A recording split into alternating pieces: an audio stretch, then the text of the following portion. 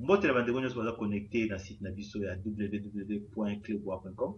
Lelo tozali na la reine en direct.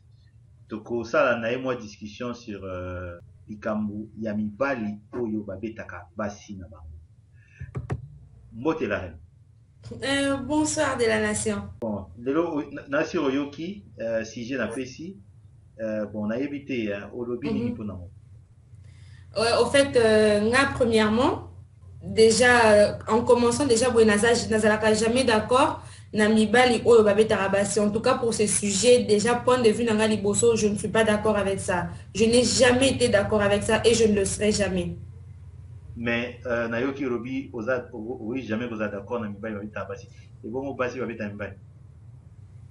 Basi babetaka mibali, oui, ça existe aussi, mais ils ont un peu baka moko, baka isolé, ils ont mingité. Et ça, c'est encore grave, moi, si, oyo, aza censé kozala na se ya mobali, ou aza censé kozala na se ya autorité à mobali, aza courage à lever la main sur mobali. Ça, c'est encore grave, c'est, en tout cas, nako imaginons que c'est impensable, quoi. C'est encore pire. Ok. Mais sikoyo yo olobi nini bon nga nakopesa exemple moko na cas moko par exemple soki toloba mwasi ya déconné asala eloko moko ya mabe mobali na beti ye peut-être atrichaki bien salaki eloko moko boye sepesi mobali te epesi mobali kanda abandi obeta mwasi na ye yo oloba nini sur likambo wana. Bon, c'est vrai, par rapport à Likamako déconne, déjà, une femme déjà qui déconne, elle a déjà, moi, si moi, elle digne déjà, et ça, normal, moi, si, à ça, la bêtise, à bongo. Bon, et Koki n'a pas arrivé que quand elle est tellement, et ça, comparable au niveau de bêtise que Moutou a Koki, qu'on se retenir, à ceux qui s'y quand elle n'a pas bêta. Là, moi, je peux dire, le niveau, n'a pas ça peut dire raison. Sur ce point, moi, je suis d'accord. Parce que eza incroyable moi si ozana mobali peu importe ma belle mobali peu importe au mobali ko sala oko koma jamais na niveau ok ko déconner. C'est mieux d'ailleurs avant que nous sala nzela na yo au rompre nanu na mobali bozana ye et ensuite ok sala nzela na yo mais niveau à bêtise à bon en tout cas pour ngai et mériter que tu vas bêta. Ah, donc yo oza d'accord que soki mwasi ya déconné mobali akobeta na ye. Oui, oui. Oui. Ok, mais pourquoi oui, oui, bon, on a des opinions d'ailleurs. Mais pourquoi pas, on cité que non, ceux qui moi ça déconné na relation. On cité que et ça parce que azo manqué le mot boyo mobile azo pesa été. On cité que ça yango, et ça le mot mobile azo offrir été. Yango et ça que moi ça qui est le côté mususu. Tu penses pas? Ouais, je pense que oui. Mais ce qui, moi, si Ozana Mobali et que sur certains points, Ozo se retrouver T et que tu observes pendant longtemps, et ça, pendant longtemps, tu essayes de parler à un partenaire, na yo, otal ici. Papa, t'as une little robo salaka, na sepela nangote, ou bien le robo na lingaka, yo salaka ngote, je voudrais que, oko m'appelle ko salango. Tu peux parler une ou deux fois. Moi, c'est déjà Aza Moutoumoro, Aza censé qu'on a patience et belé. Et quand tu parles, au Monique Moro Penza, tu as tellement parlé au Sali Nyonso, au fournir effort Nyonso, Mobali Azo changé T. Et si tu ne te retrouves pas pour moi, et ça la peine qu'on déconner, la meilleure des choses à faire, c'est de rompre. Au rompre, au tourner page. Mais en sachant que tu oses rompre bongo, au écoute, un défaut pire que Oyotiki. Tu vois, donc c'est un peu compliqué aussi à ce point. Mais bon, pour la point wana bon ngai naza un peu d'accord na yo te na niveau que na opesa pe raison na opesa yo pe raison nanga parce que je pense que ceux qui moi si a déconné na relation et kozala au lieu na beta moi si et kozala mieux tout kabwana vous comprendre tout kabwana parce que ceux qui bon na évité na niveau nini batu mutu na mutu alinga moi si na parce que batu misusu akoka otika moi si na été vous comprenez? Mais selon compréhension nangai, ceux qui moi si a déconné une fois, à kosala ngo lisusu. Vous comprendre? Donc pour Ouais. nanga, je pense que kobeta moi si na problème na niveau wana et la solution et parce que kobeta ye et kosala te que eloko ya zanga na koma na yango. Vous comprendre? Ou bien Oui, ceux qui n'a pas peur na kati parce que nga vraiment na linga makamuti ya kobanisa mutu asala eloko te parce que ozobanisa ye nazala d'accord na principe wana te donc na ndimi te que peur wana nde mutu ekolingisa ye nga donc je pense que kofrappe Ouais. eza solution te, mais nayebi ke ezala basi mosusu to mibali mosusu, me nga nazolobela na basi parce que naza mobali. Basi Mm. mosusu bazalaka un peu na esprit machosiste, nayebi te soki oyebi eloko wana. Oui. Balingaka bato oyo babetaka bango, ozokomprendre, mutu moko azofrape ye, eza un peu machosiste, mais oui, bazali bamisu bazalaka ndenge wana, au moins ke ezala mwasi moko aza na ndenge wana, mais en général nga vraiment je pense pas que so mwasi adekone na niveau que non ake trompe ngai kobeta Mm. mwasi ekozala solution. Mais so sikoyo natuni yo na ka oyo toloba par exemple mwasi na yo oyo kokutana na ka moko copine na yo Mm.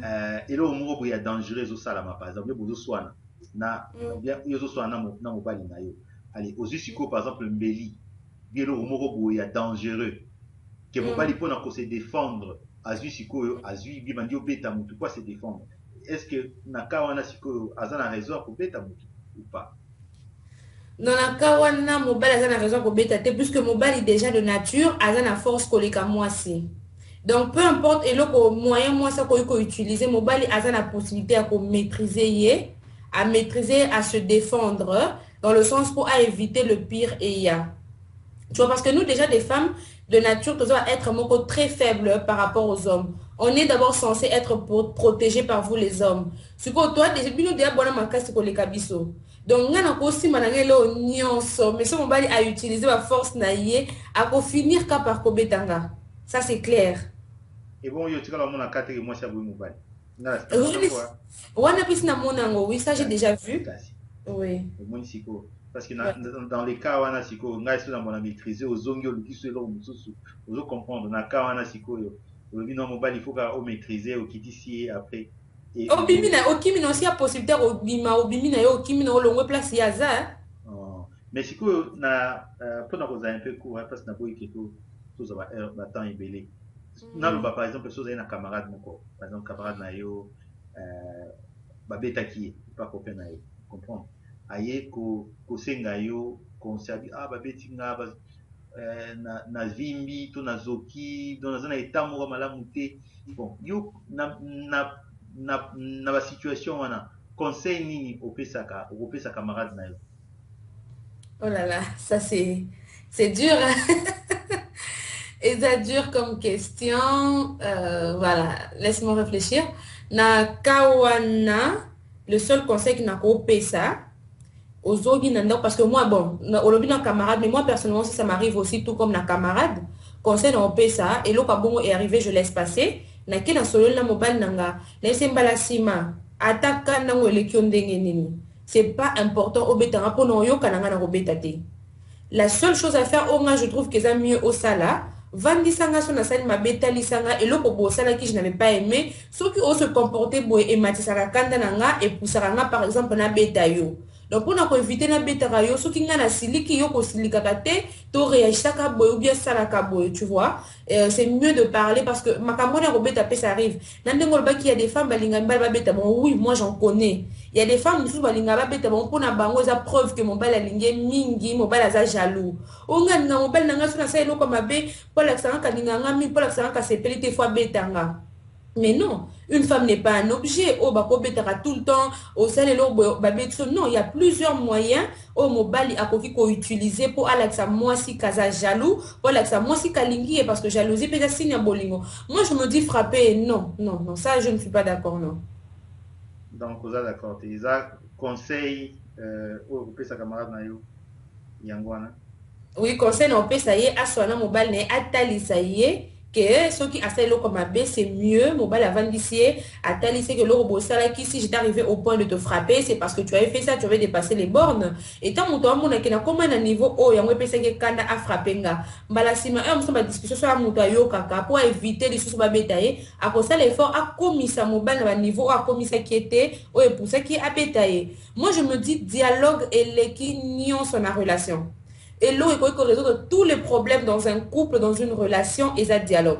Sans dialogue à to beti et ko solo nangate. Je ne comprendrai jamais ma raison ou pousser au betanga. Je ne comprendrai jamais si toi tu veux exprimer na bakuna yo. Donc il faut parler, il faut savoir se parler bo solo li ou comprendre o ezakati na nganga pe na comprendre o ezakati na yo.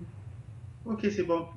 Motuna Suka, est-ce que okokiko yeba eloko nini esalaka ke mibali babeta mwasi eloko nini provokaka ke mobali afrape mwasi Impolitesse ya basi. racine nango ezalaka nini? Impolitesse ya basi. Impolitesse ya basi. Il y a des femmes en pleine discussion dans Mobile, par exemple, Mobile ici à Mata qui, y est pas lingakara à Mata, tu vois, y est ameka koloba et bella tel sa Mobile que y est elle aussi elle sait parler, donc y est pas comme le niveau à l'obéla Mobile comme elle veut. Et Mibal nous sous au bazar à Mibal balinga comité les sikala bon à supporter en au pied et kanda au bêta tout de suite. Il y a des femmes, parce que moi je me dis dans une discussion, cette discussion est ma casse penda. Moi, si il faut à savoir qu'on maîtriser discussion. Ce que moi, mobile, comme déjà koloba et belé, tu te tais. Au se calmer, non, que tu aies raison ou pas. Au se calmer, nayo, tu laisses passer au tiki à lobby naye. Quand il va se calmer, au tel c'est pas point où yazaki n'a tort, au tel c'est pas point où yazaki n'a raison, que place où tu avais exagéré. En réalité, Ezaki Bo, tu aurais dû faire ça. Si tu avais réagi de cette façon, moi j'aurais fait ça et ça nous aurait évité ceci ou cela. Tu vois, mais basi mso zaka so mobile abandi kolobale mobile aza na 2 ya comme na 3 4 aleki c'est mobile aza mobile ya solo amitaka na sika na ye a supporter en te tout de suite tu vas lever la main sur toi.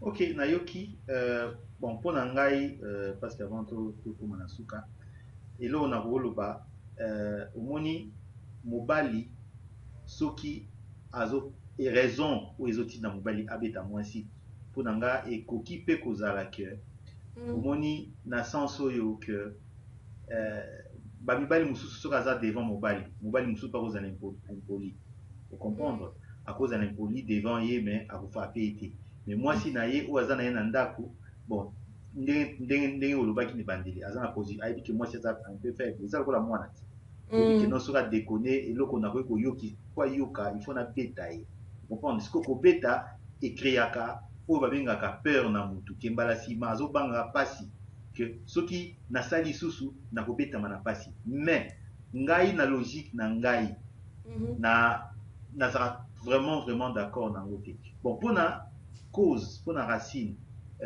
opinion na nga naopesa opinion na nga nakanisaka ke racine ya kobeta mingi eutaka à partir ya baparent na sens nini naloba eloko wana omoni biso baafricain tokola na bafamille moko oyo baparent bazalaka so tosali mabe babetaka biso mpo toyoka omoni eloko esalaka abeti biso tobangi mbala nsima nalia fimbo te sikoyo yo ntango oza na ndako na yo na mwasi na yo oza oyebi eloko mosusu te ya koemploye comprendre baparent mingi ya baafricain bavandisaka bana te basolola mingi na bana ezalaka mingi babeti yo nanu ocomprendre babeti yo mosusu babeti yo mpe ka bosololi te mais eza na baculture mosusu oyo bavandisaka basololaka ocomprendre basololaka déjà partir ya ndako soki baparent bavandisaka bana basololaka na bana mwana ayebi ke papa ayebisi nga boyeboye nakopesa exemple moko ntango nazali kotanga na école primaire nayebi nga nazali kobima mingi premier de la classe mais ntango nakóma na troisième primaire